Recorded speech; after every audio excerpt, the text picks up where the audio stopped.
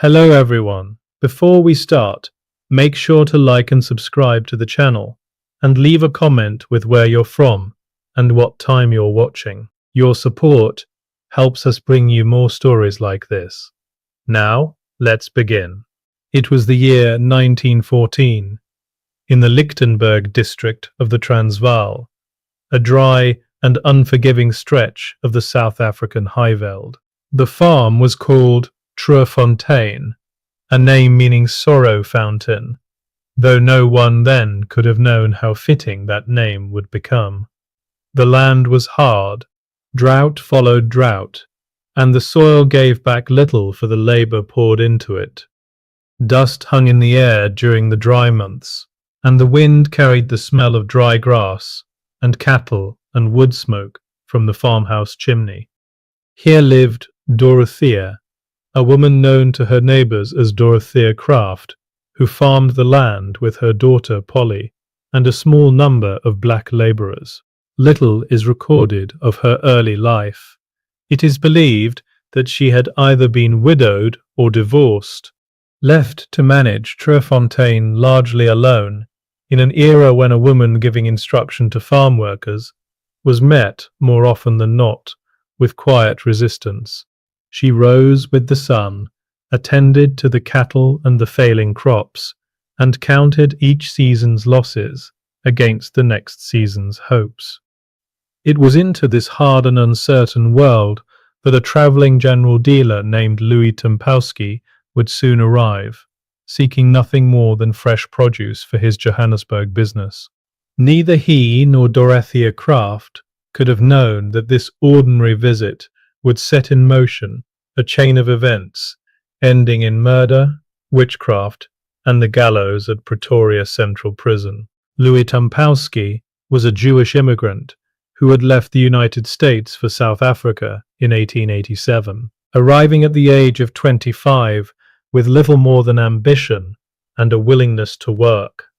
He made his way to Johannesburg, then a small but swiftly growing mining settlement, drawn by the promise of the gold fields. There, he established himself selling general provisions to the labourers and prospectors who poured into the district by the thousand. His business prospered, yet even as it grew, Tempowski retained the habits of his early years, travelling personally to outlying farms and small holdings to procure fresh supplies rather than relying solely on established suppliers. It was a habit that, by the year 1914, had carried him to the gate of Treurfontein Farm, where Dorethea Craft was struggling to keep her land productive. By this time, Tempowski was 54 years of age, a man long accustomed to negotiation and the slow, patient work of building a trade from nothing. Dorethea Craft had little to offer him that day in the way of produce. The records do not show what words passed between them in detail, only that she engaged him in conversation and, recognizing an opportunity, asked whether he might know of a man suitable to manage her farm. He told her to give him the night to consider it. Time passed. Tempowski returned to Treurfontein with a proposal of his own. He would rent the farm from her for £25 a year, and in exchange, Craft and her daughter would be permitted to remain living upon the land. It must have seemed to a widow worn down by years of drought and difficulty, like deliverance. Delighted with the arrangement, Dorethea Craft signed the lease on the 21st of May 1914. The document had been prepared by Tempowski's own attorneys in Johannesburg, and she did not read the fine print closely before putting her name to it, trusting in the man who now stood to become both her tenant and, before long, far more than that. For Tempowski did not merely manage the farm. According to the few records that survive, he also shared Dorethea's bed at night, and for some years the two lived together as man and wife in all but name, while Polly grew older beside them on the dry and struggling land. For several years, life at Trefontaine continued in this uneasy arrangement. Yet the farm's fortunes did not improve. The drought persisted, the soil remained poor, and as land values in the district began to climb, Dorethea Craft turned her thoughts towards selling Trefontaine altogether, certain that a sale at the new higher prices would secure a comfortable future for herself and her daughter. There was, too, another matter weighing upon her. Tumpowski, for all the years they had shared a home and a bed, showed no inclination whatsoever toward marriage. Whatever hopes Dorethea Craft may have nursed on that account remained unanswered.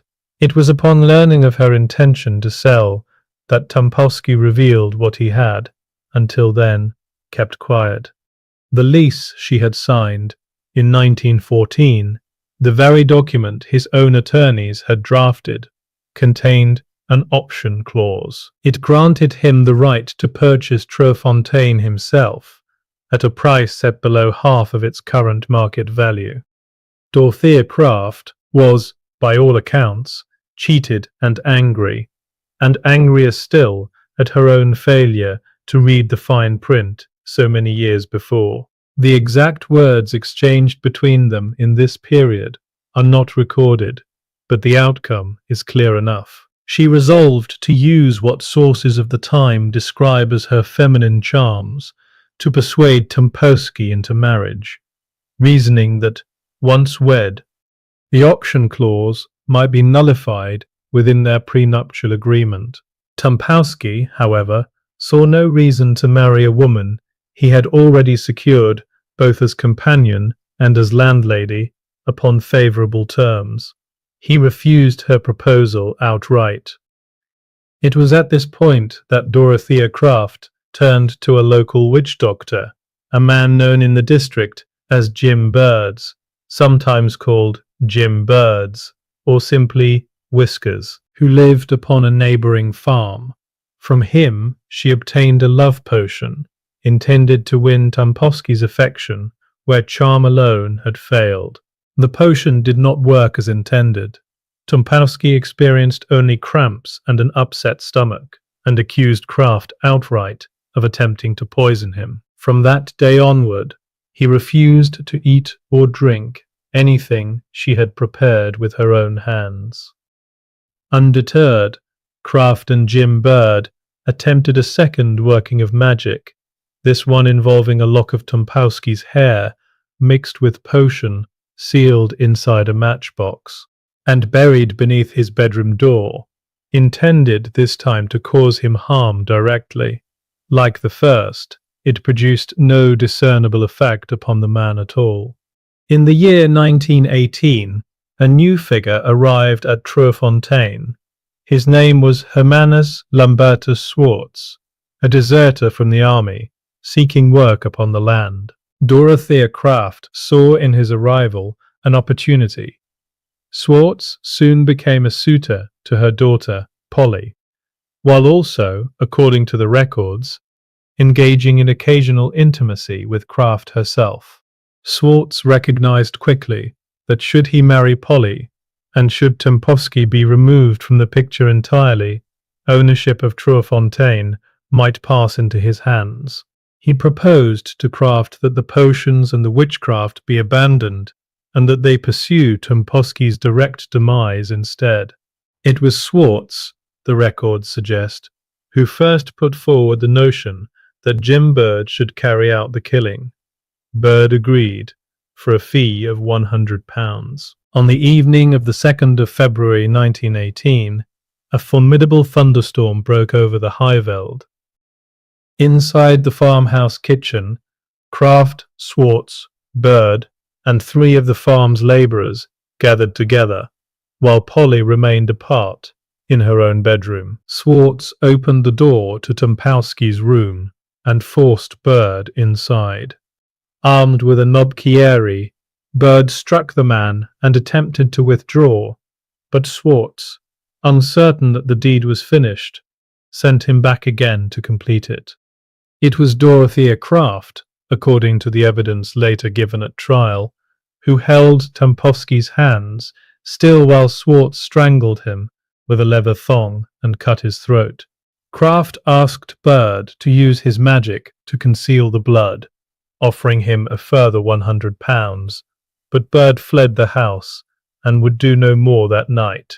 Kraft, Swartz, and the labourers carried the body outside and buried it near a rubbish dump upon the property. As they dug, a knocking sounded at the front door. A couple with a sick child had come seeking help in the storm. No one answered. The lights within the house were extinguished, and after a time the couple departed, though they had heard, beneath the rain, the unmistakable sound of digging. By the following morning, the storm had washed away every visible trace of what had occurred in the night. Polly left for Johannesburg the day after. Dorethea Kraft told her neighbours that Tumpowski had simply abandoned the farm and, under the pretence of fearing to live there alone, went to stay for a time with a neighbouring family. A prospective buyer soon expressed interest in Truefontaine, but negotiations stalled. The man was aware that Tumpowski held first right to purchase the property under the very option clause that had so angered Kraft, and he insisted upon dealing with Tumpowski directly, a man who, by then, lay buried near the rubbish dump. Suspicion did not take long to gather. A neighbour, Michael Deniashan, found Kraft's account of events unconvincing, and in time reported his concerns to the local police. Deniashan's cousin, Joanna, wrote separately to Tumpowski's sister, Mrs. Hetty Saltman, then living in Rhodesia, informing her that her brother appeared to have vanished. The prospective buyer, unable to locate Tumpowski to complete his purchase, also wrote to Mrs. Saltman. Taking both warnings seriously, Mrs. Saltman dispatched her husband, Mr. Joseph Louis Saltman, to investigate and contacted the police herself. Officers duly visited Truefontaine. Kraft told them that Tumpowski had departed, owing her the year's rent of £25, and went so far as to attempt to claim this sum from Mrs. Saltman directly. But Mrs. Saltman knew her brother's affairs well enough to know he faced no financial hardship that might explain a sudden disappearance. The police, for their part, soon became aware of the option clause buried within the old lease agreement, yet without a body, they were reluctant to press the matter further. It was not until the 20th of July 1920, more than 2 years after the murder, that police resolved upon a full search of the farm.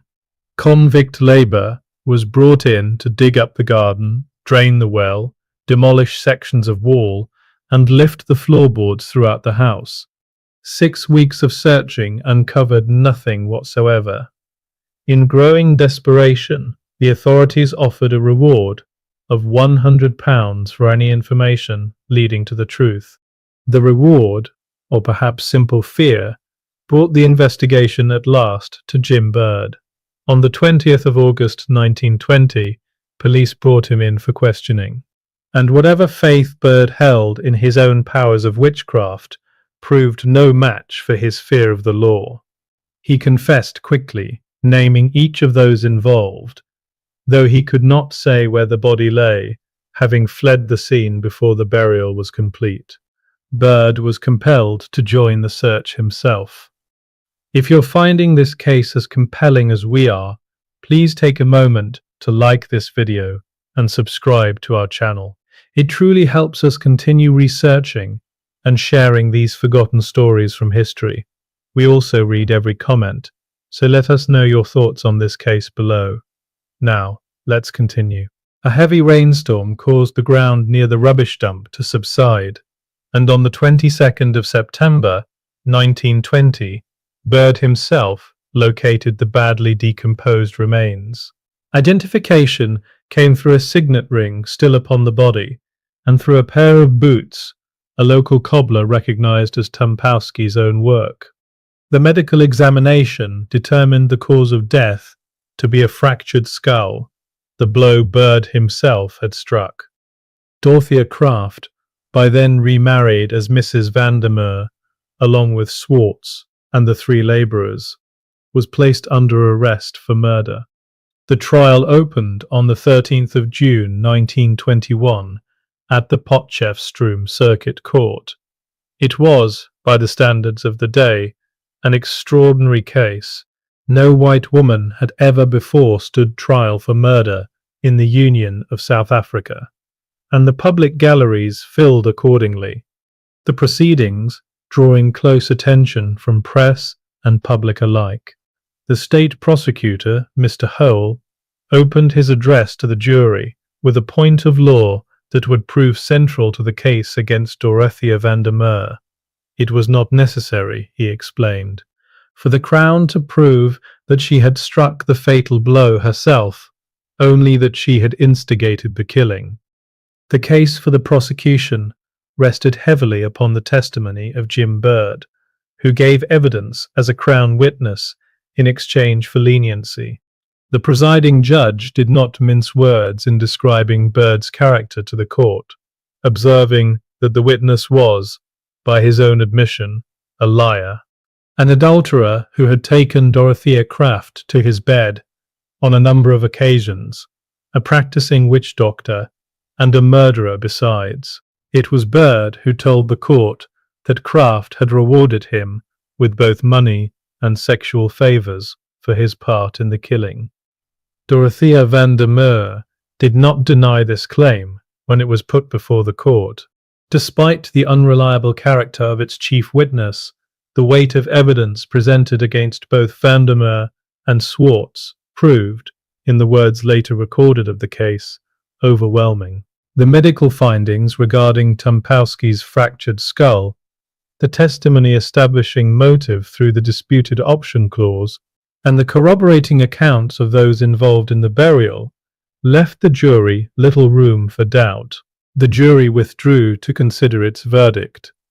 When the court reconvened, guilty verdicts were returned against both Dorethea Vandermeer and Hermanus Lambertus Swartz. The 3 labourers who had taken part in the burial, by contrast, were acquitted of the murder charge. Sentence followed swiftly under the law of the time. Both Dorethea Vandermeer and Hermanus Swartz were condemned to death by hanging. In the still air of the Potchefstroom courtroom, the words of judgment fell upon a case that had begun 7 years before, with nothing more than a travelling peddler and a struggling widow's farm. Dorethea Vandermeer and Hermanus Lambertus Swartz were hanged at Pretoria Central Prison in 1921. Vandermeer Way died on the 16th of August of that year, at the age of 40, becoming the first woman ever executed under the laws of the Union of South Africa, a grim distinction that has followed her name into the historical record ever since. The case left its mark upon the district in ways both immediate and lasting. The farm of Treurfontein, whose very name had long meant Sorrow Fountain, would in time give way to the present-day town of Coligny, a settlement that has itself, in later years, known further tragedy upon that same ground. It is a peculiar fact of local history that the farm had already touched a moment of national significance before the murder, for it was near Treurfontein in 1914 that General Coues de la Rey was shot and killed at a police roadblock, his vehicle reportedly mistaken in the darkness for one belonging to a band of wanted criminals. The district, it seems, was no stranger to sudden and violent loss, even before Louis Tumpowski's body was laid in the ground near the rubbish dump.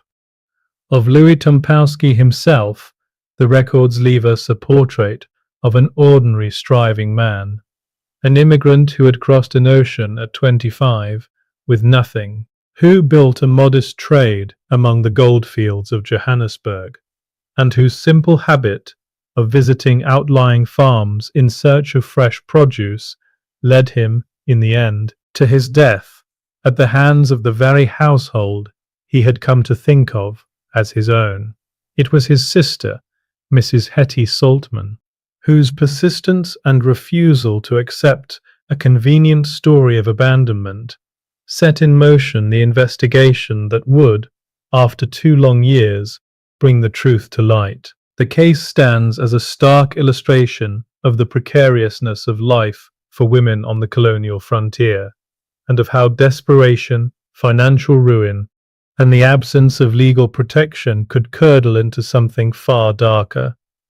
Dorethea van der Merwe was, by the accounts that survive her, neither a monster of fiction nor a simple villain, but a woman undone by drought, debt, a deceptive contract, and her own choices in the face of all three. The records do not allow us to know what passed through her mind in those final months at Pretoria Central Prison, only that the law of her time judged her, and Hermanus Swartz beside her, guilty of willful murder and exacted the ultimate penalty. Jim Bird, whose testimony had sealed the fate of both his co-conspirators, escaped the gallows himself in exchange for his confession, a final irony in a case shaped, from its beginning, by potions, witchcraft, and beliefs that proved powerless against the ordinary mechanisms of law and decomposition and rain. The grave near the old rubbish dump kept its secret for 2 years. The land kept farming long after, and the name of Dorethea van der Merwe remains, in the quiet records of the Transvaal courts, the first of its kind, and the last anyone would wish to hold.